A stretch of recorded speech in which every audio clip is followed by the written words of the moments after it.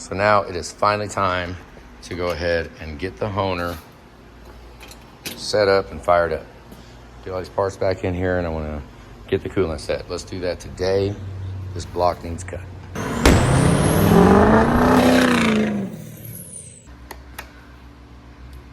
So we got the excursion done. When Shawnee Mission Parts showed up, I kind of abandoned this. Like, I was right in the middle of filling the plug, filling it, and parts showed up, so we stopped. So now we're sitting here. The excursion is all done but crying. So now it's time to go on to this, get back to where we were, hopefully with no interruptions. Get this thing set up, get it full of coolant, get the ratio right, get the machine fired up, get the head cleaned out a little bit, get the block in it, and let's make it happen. Okay, so what, you got 13 gallons here? Yep. The ratio is 20 to 1, and I've always just dumped water in it, hope for the best. But I think we're gonna dump the 13 gallons in and then dump 1 gallon of coolant. And I'll see if I can't fire it up and get it running, check the ratio, and make sure that it's at 4. That's the number on the refractometer we gotta do. We'll walk our way up to it using a gallon. It should be heavy coolant diluted. When I dump this in at 1 gallon, we should have one more bucket to go in to make the number right. If that's the case with 1 gallon, then we'll be good. We'll do this again, and then half of this. I kind of want to double check the ratio, make sure it's good. Let's do it. This is 13 gallons. Here we go.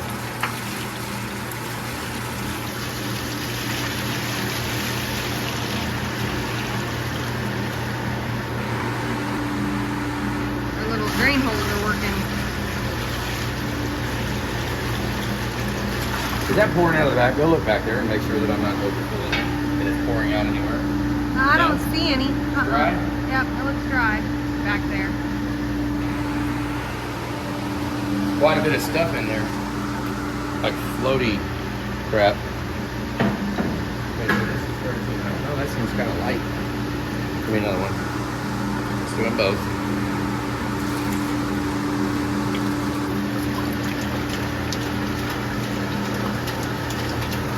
There you go. That's not enough. I'm gonna go ahead. I want to get the whole 20 in there because we're gonna be relying on these holes to let it drain through. A little on the side over there, it's pouring through. It's coming back to the back. This gives you an idea how it's got to run. So if you, let's shut that machine off real quick. Okay, so when we run low on coolant, say we run low, it cannot get in there. Imagine it backwards the other way, because when this is sealed from the top. So when you're honing, the only way that any coolant can get there would be to pass on the sides, go underneath here, and raise the level enough to pass over the top of that. So, and then it's all covered. You've got the paper here, and steel here. So it's hard to monitor to keep track of when your level is good, when you run a little low. So I put those couple of little holes, because I've been stuck before where it's so dirty that it would not pass through and the pump would starve while I'm honing the block, and that's absolutely horrible. Of course, I've never cleaned it out like this. I've never went through, and that's just where the base touches right there. I'm not going to worry about that. It would have came off anyways. So we're going to get another 7 gallons to put in it and then see if that's enough for the pump. It's almost equalized on both sides. So another 7 gallons probably raise it pretty good. For now, let's go back here and see if we can at least fire it up.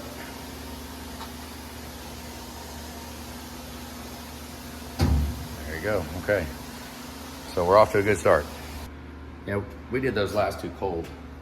So this one, let's just pour this warm water a little bit everywhere.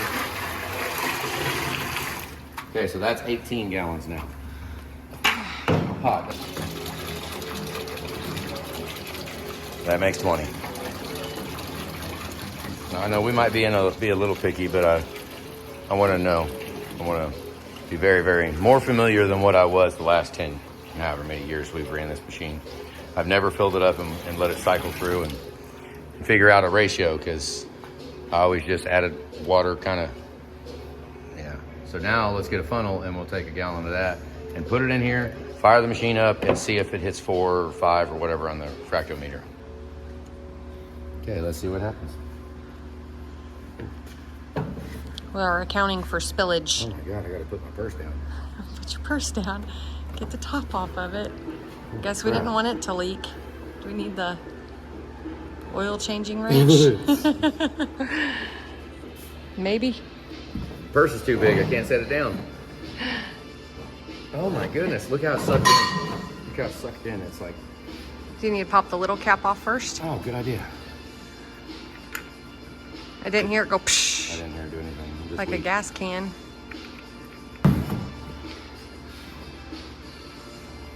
Oh.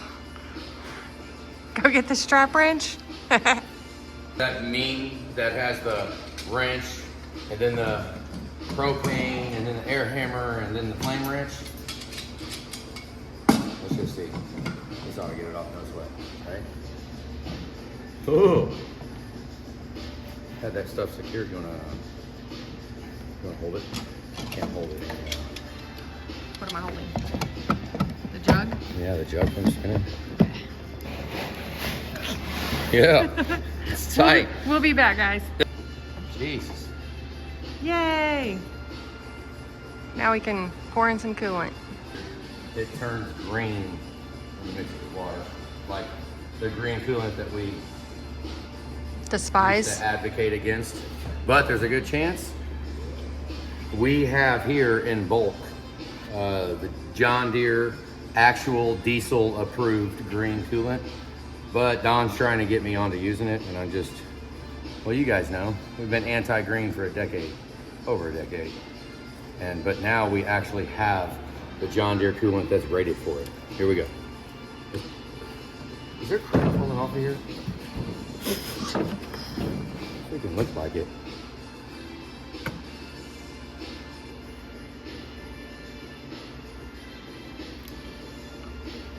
See how many gallons we got. Hopefully there's 2.5 gallons in here, I think. Put it up here.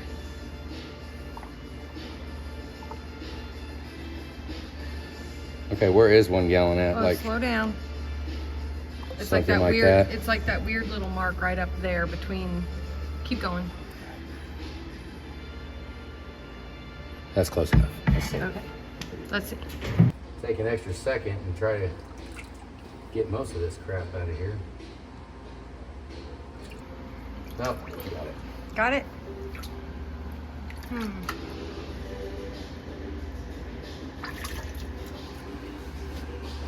Let's see if that's even enough to put. Yep. That's plenty to flow. Let's go over here.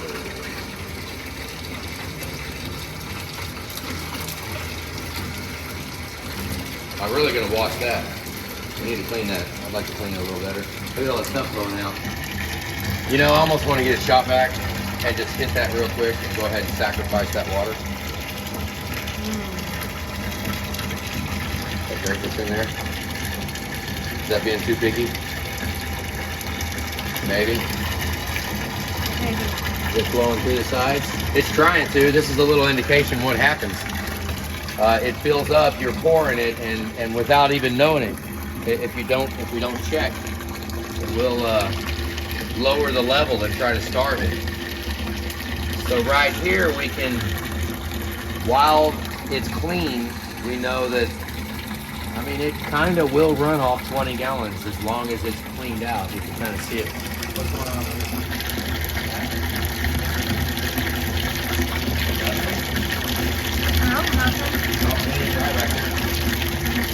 Oh, look, it's starting to starve. Get the shop vac. Let's get the shop vac. So it starved a little bit. You can see it starting to starve. Since it's low, I'm going to go ahead and suck that stuff out of there. See how low it is? We're starting to starve really bad.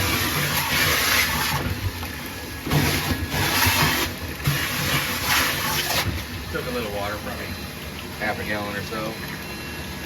Maybe a couple more. Yeah. Okay. So now, you know, honing the cylinder, if we're only taking 10 out, you know, like right now, it's starting to starve a little bit. So I would almost be done. So from there, we kill it. It's gonna obviously flow back in there. But then this is while I'm changing head to head, and we can get, it'll, you know, it'll rejuvenate a little bit there. But obviously this is in it. We're gonna have 1 gallon was that, so you know, we should have plenty to go ahead and fill it all the way up so that the coolant overflows the top. We should, but I wanted to know how low and how it reacts when it runs, because like I said, when we're banging engines out, a lot of times I just drop one in and I space off checking coolant. So this is just us getting to know the machine a little bit, getting to know how it acts. To equalize. All right, so we're gonna go ahead and use this as the first rinse. We're gonna trash all that water, get rid of it, so that we can shop back this out and at least start clean. And I mean, we could just go ahead and dump some in it and check the ratio, but I really would like to start with 20 gallons, dump a gallon in, and see if it's actually, see how the number reacts. It's gonna take all the numbers out, but oh well.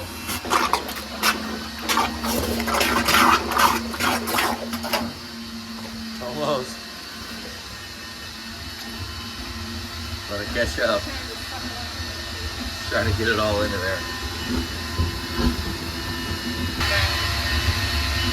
One more second.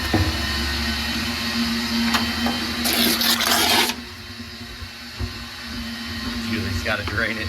Stuff like this, really nice having the shop vac right at the sink. Right there, it's going all the way over to here. We got it fairly simple. Just crack it open, shut the shop vac off. You don't even have to pick it up. There we go. So nice. We used to dread that, having to wheel the shop vacs over to dump them out and then scrape out the bottom. Now they don't even really get dirty enough. You just clean the strainer down the bottom and that's it. Well, that looks a lot better, but now we don't know our ratio. Might just start over. Open the valve at the back. I didn't even turn the pump on. Let's go see if it comes out without even turning the pump on. That would be a no. So this might work. I did rig it up on a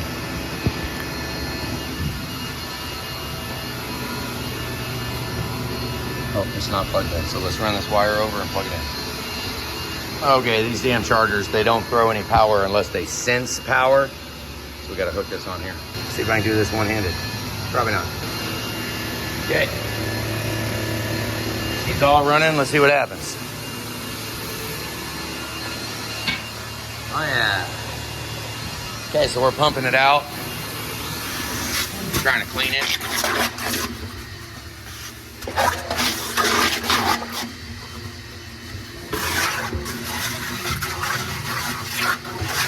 Splash it around in there pretty good. Try to wash stuff out. Get as much dirt out of there as we can. Yeah, buddy. As I'll clean the last of the rinse out. That way there's no big... There was a lot of crap floating in here. So we just did a kind of dress fill, a dress rehearsal. Yep. Fill it up again and hopefully use this water. Hope so. Second Yep. rinse. We put 4 in this one. Oh, I just got all over the place. Got too carried away. 6 gallons in that one. 6, 4 in this one. Yep. And then 2-gallon jugs.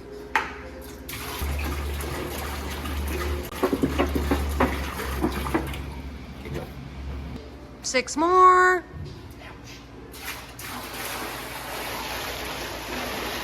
And more gallon jugs.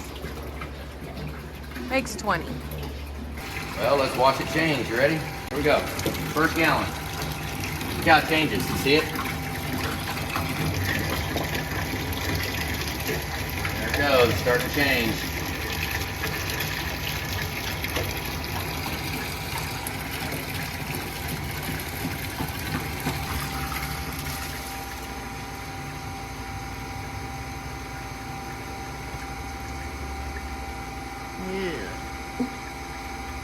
And when this coolant starts to go bad, it actually starts to smell like natural gas.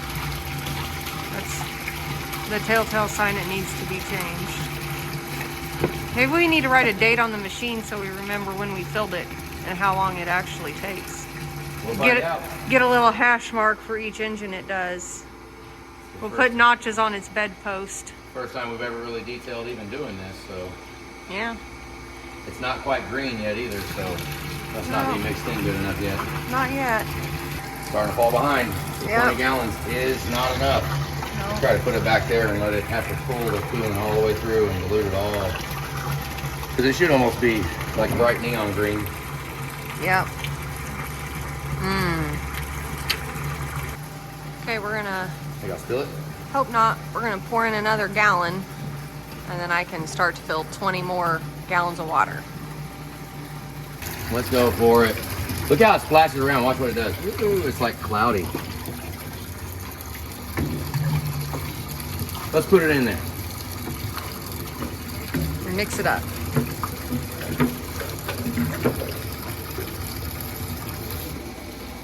Yeah, buddy.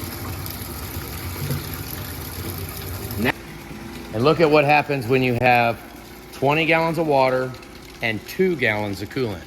Let's see if we can see in there. Oh. Right there, we're at 10. Okay, so now let's add Start adding water. 19 gallons of water. I want to leave it a little stout. So let's add 19 gallons of water. Okay, well there's 12 gallons over there. So start adding. You refractometering? So we have 38 gallons of water. It's at about 4.5 right now, which is just a fraction of a bit high, but it's good to go. 4.5, you probably can't see it. Oh well. Yep. There we go. It's over now. First set of pistons done been open. Get them all out, take a look at them. Let's do a quick spot check real quick.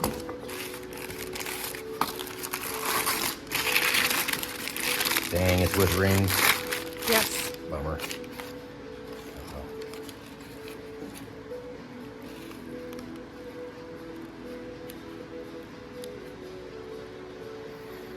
Oh. 3.756.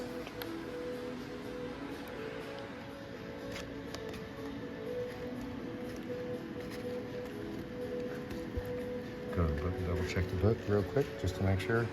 3.757. Yeah, it's probably 6 to 7 is the range. We could call it 7. It's actually 7 plus 2, 3.79. 3.759. 3.757, 3.758 on a 20 over. Okay. 756, huh? Yeah.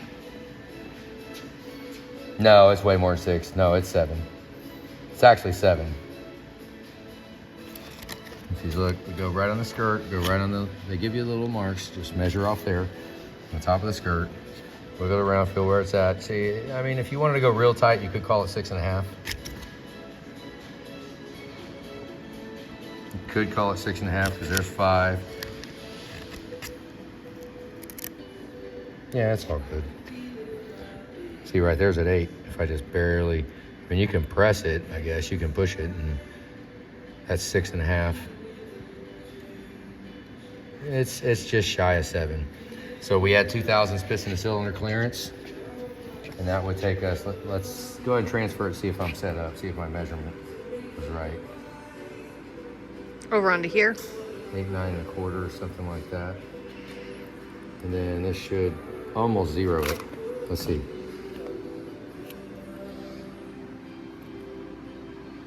Oh no, I set it up for 10, didn't I? Yeah. Okay, so it should go right to 10. Is it right at 10? Mm-hmm. Okay. So we gotta set it for 20. Okay. There you go. Okay. I'll show how I'm doing it. Tighten the little nut. And this is how we do it right here. You don't need the whole big fixture set up. Just take the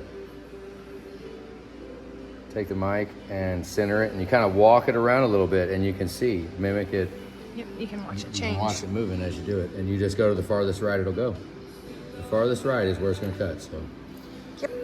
Okay, so we got that set up. Now I do want to go and double check that we don't have any funky, crazy pistons. Things that are too far out.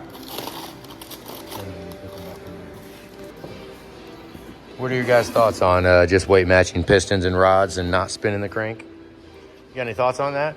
Like if we should just go ahead and drop them on a scale, make sure none of them are way out, and at least, I mean, is there any benefit, you know, to make all the pistons weigh the same? I don't know. Who knows? What are your thoughts? Let me know your thoughts. You know, not gonna lie, I've had some massive issues with weight of these Molly pistons, but as far as diameter and them building them, they're within 5 10/1000ths of each other. Less than that, they're within 3 10/1000ths. They're pretty freaking close. I have pretty good luck. What do you guys have? Okay, I keep hitting these. I keep double checking, just wanting, and it is actually hitting 6 pretty regularly. That'd be 3.756.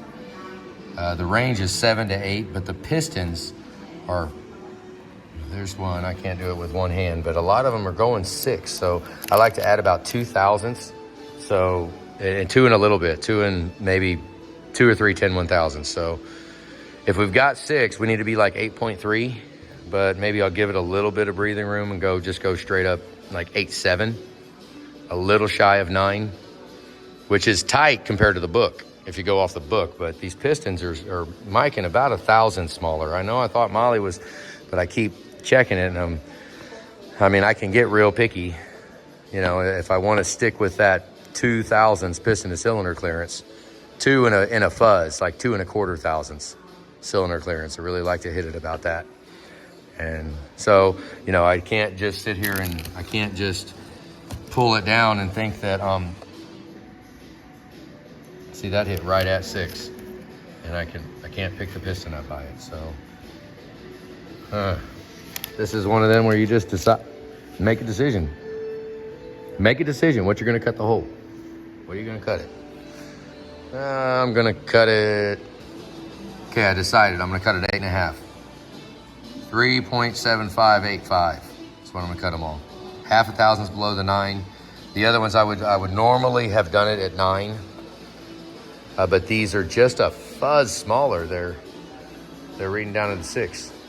I'm gonna measure it one more time. I don't want to jump to a conclusion like that. Let's double check and see where they're happy at, because when you're spinning this, you spin it and it'll come to a stop, a definite, or you could wiggle it around a little bit and actually squeeze it more. Well, we don't want to do that. We want to get the resting measurement on it without disrupting it, you know. I was reading 6. Yeah, they're coming in pretty good at 6. I mean, I'm going for 6, so I'm going to call it. It's the second one. They're all tightening down to 6. So 3.785. We'll go to. You look here. This one is just a smidge over. See it? It's like not quite a half, but it's probably 0.2. So it wouldn't be bad to go 8.2 on it, because that's 6 point, probably 4, okay? So if we take it 8.4, you see the little line on the top, over here, the 321, oh, I can't reach over there, but the 321 over there, the last number is 0, and so you measure that here. So we're a little past 6 there. So yeah, they are a little bit big. So they vary 4, 5 10/1000ths probably. So I'm gonna go 6.5. So we'll call it 8. I'm gonna give it a couple 10/1000ths too. We'll go 8.7. So we'll go 8. 3.7587 is where we're gonna cut it. Okay, I got my depth cuts set. We're going about 7 1/8 deep because it misses the webs down there. It's about 7 inches to the bottom of the cylinder, so I'm going about 7 1/8. In a perfect world, we'd have enough room to space the bottom, also to go through the bottom of the cylinder, and that'll let the diamonds wear evenly. The diamonds get worn bad because we don't go through the cylinder on the bottom, but we do come through on the top. Yeah. And I got an air leak. Let's go 6 thousandths. We'll take 6 out and see what it does. I haven't hit the button yet. This is gonna be the first time we've hit the button in over a year. So This machine has made me sad many, many times by pushing that one button right there and then everything goes haywire, and 3 days later I'm still sitting here messing with it. So let's hope it doesn't do that. Right now we're just gonna get it wet. Done deal, here we go.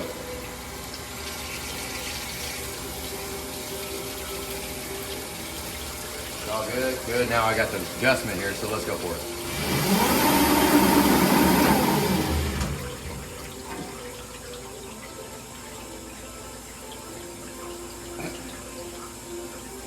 Not what we wanted.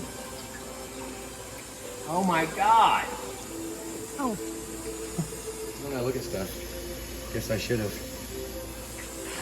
shut off the leg. Oh wow, look at that.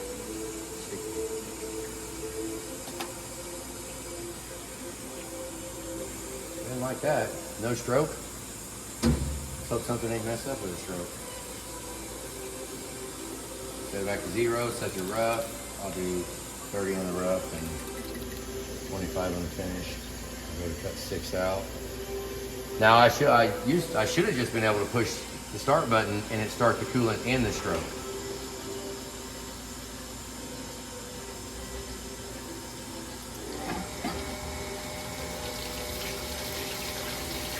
Did something happen that I can no longer hit that?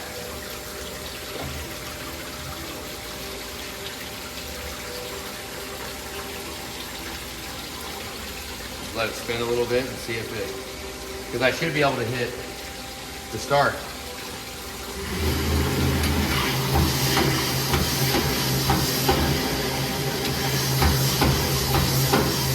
Man, I'm not real happy with that. Slow down.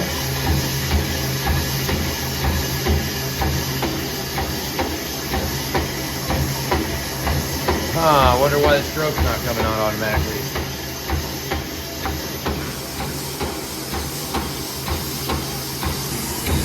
Shooting for about a 30, 45 degree angle of crosshatch.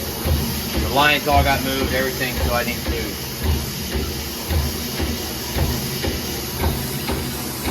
me a little bit more.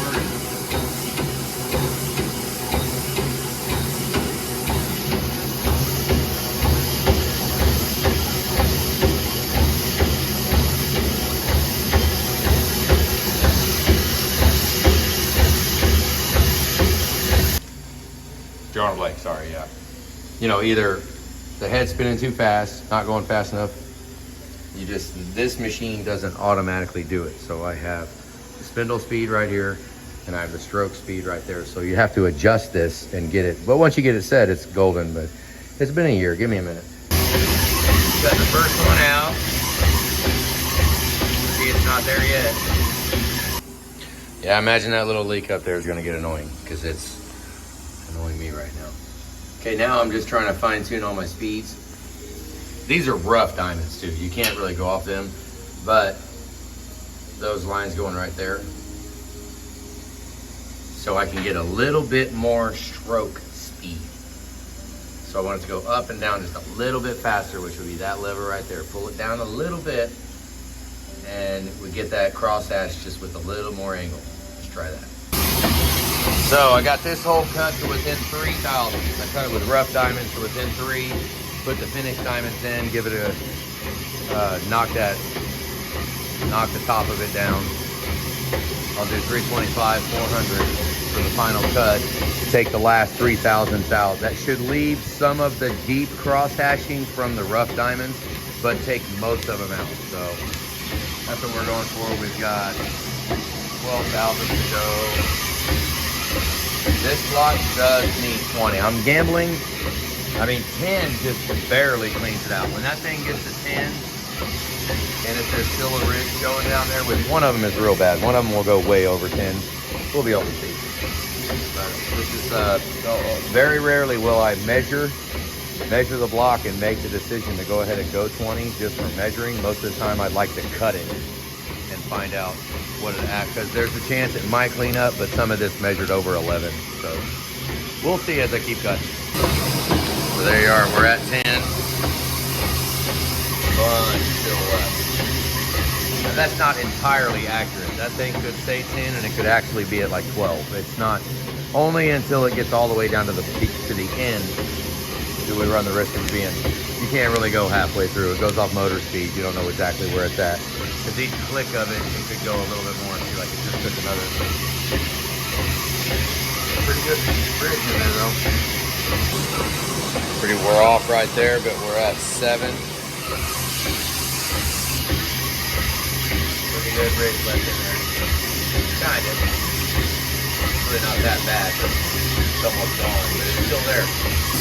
Okay, I got them to within 3,500. 3.5. Wow. Maybe the phone's wrong. Here we go again. That's a long way. Look, it's not even hitting anywhere.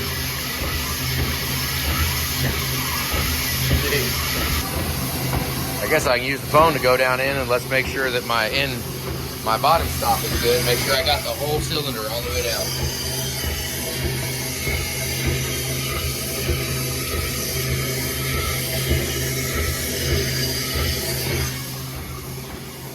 Did I? I couldn't see it. I'll have to go back and look. So we're at, there's 3, 4, so we're at 5,000. And it's freaking huge still. Oh goodness. See that dark shadowing right there in that? Yeah. Alright, so I'm trying to justify. Oh yeah, see, I'm 0.5 thousandths under right now. And look at the line left. So we made a good call, good measurement. Pretty good line left, and we're 0.5 thousandths over. Yep, so we just justified our 20. So this might be an old dirty pig of a machine, but here, let's start here. I'll go facing you. 3.5. All right, about. Now let's go down to the bottom. This checks the taper. Right. 3.5, look at that. 0 taper. Okay, now, let's go sideways. You're gonna have to go over there.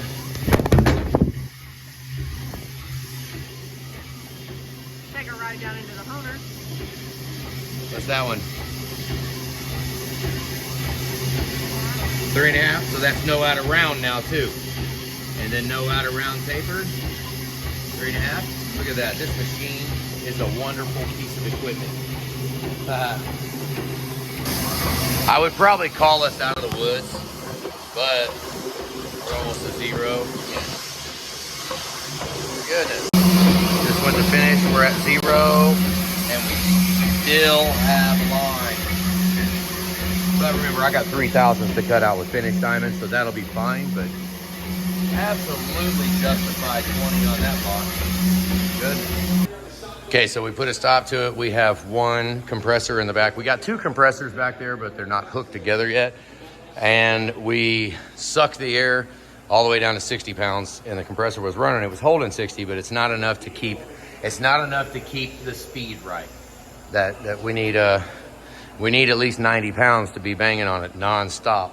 So we've been talking about doing it. So now I got to dig through the air box and find a T. Right now we can just do real fast, cut the hose and put a hose barb on it and put a T because the lines, here, I'll show you. So we got that one running the shop. All we need to do is tap in right here. We'll tap in right there and we'll hook this Ingersoll up to it. And then both will be running. It's building up a little bit now. We're about back up to 80, 75. Let it build up. I'll just have to do a couple of holes. Well, if we don't have the fittings. Actually, I might just look and see if I have enough fittings so that we can tap it into there and just get a line done. That'd be awesome. But that's our setup. That's the air we're running. This thing is ridiculously quiet though. You notice I'm standing right freaking next to it. Yeah, buddy. We're at the end, and that one has got a little bitty spot right there. So, yeah, 10 would have been a pipe dream. We're about within 4 right now, and it still has a line. So, right on. Good deal. 2 holes left. Done. Go over and do that one, and then we'll go to finish the brushes. One of these days we'll get it done. It's all done, it's on finished load, and there's still a line. Barely. Oh, it's gonna get it.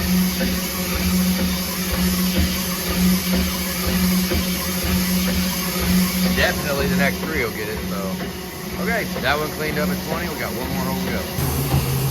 All right, well, we got these cut.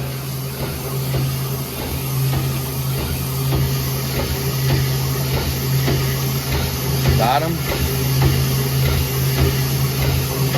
Over here, be all right. Yeah, you can see. They're good. This one too. Done too.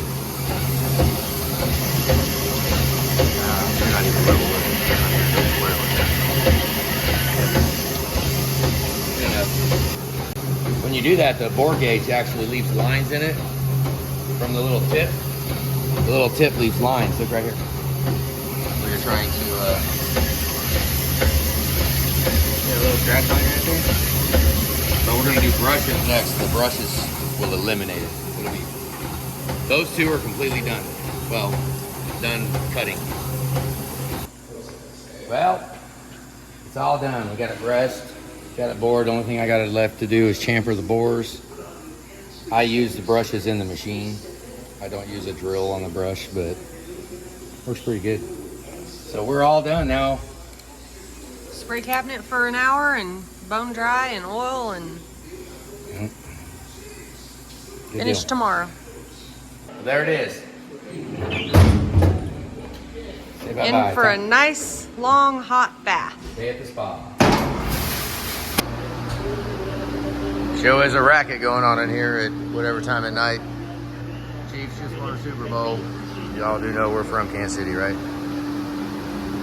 Just because we're from Kansas City, we don't happen to be in Kansas City. Well, it's block party time.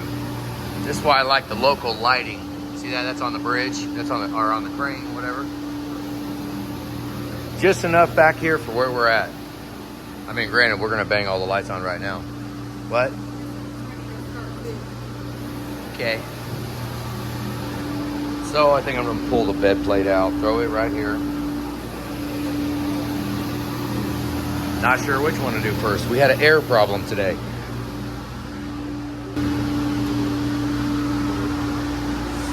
That's one block. See for perspective here.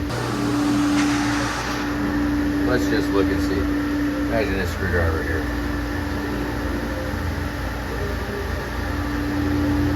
It's about maybe an inch. Oh, it's about maybe an inch thick. It'll actually get hard too. It'll be solid, like a little sand castle, really hard sand castle. This is why I wanted to clean it. You see how it's clean now? Now we can, I mean, like I think we're all on board now that every block's gonna get a new piece of paper. I mean, it'd be nice. Just tear that paper out, get a new one. Get rid of that crap. That's all. I mean, we could put all that on there. That could be for the customer for their used parts. Here's all your old crap. The only problem with that is we got a whole bunch of trucks coming up soon that are not customers. They're all ours.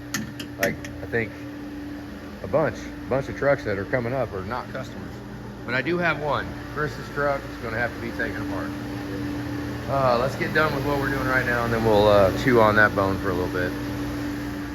Right now we're going for a block party. Get the block out of there. That's Cody's block for, and put it on the stand over there, and let's get the workings of our engine assembly room. This is the engine disassembly. I don't know if everybody picked that up. We got engine disassembly here, engine machining there, engine cleaning there, and engine assembly there. And then engine install probably going to be out there for most of the trucks. This one's only really going to be, this bay's only going to be, it's probably for the short foreseeable future, this is going to be doing my trucks. I got a whole bunch of trucks that need done. Don't we? What all do we have that needs done? Oh my gosh. Cody's engine. No, our trucks. Oh, the white dually, the excursion, and liftgate, and the Volvo. That's it. And the Volvo. Jesus H. Christ, that Volvo, I don't know. So we're getting the water nice and hot.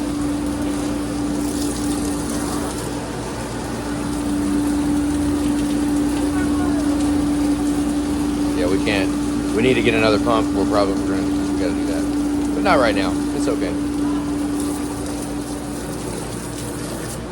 You're hot? We're spraying all this out so we can have hot water ready. I think I want to do the bed plate first. So, block party time. Everything's hot. I'd like to get a couple of towels. I mean, you could put gloves on, but gloves is such a pain in the butt. The inside's dirty. You get your hands dirty. So grab me a couple towels. Julie is going to frantically get oil in the cylinders and all the machine surfaces. That's her job. I'm going to spray it with oil, or spray it with water and then start blowing it, but I was debating on which one I want to do first. Why don't I just set you up and let you see this? This is probably... We'll see. You like that high clearance? It's all oily and shiny. That's what we do the bottom.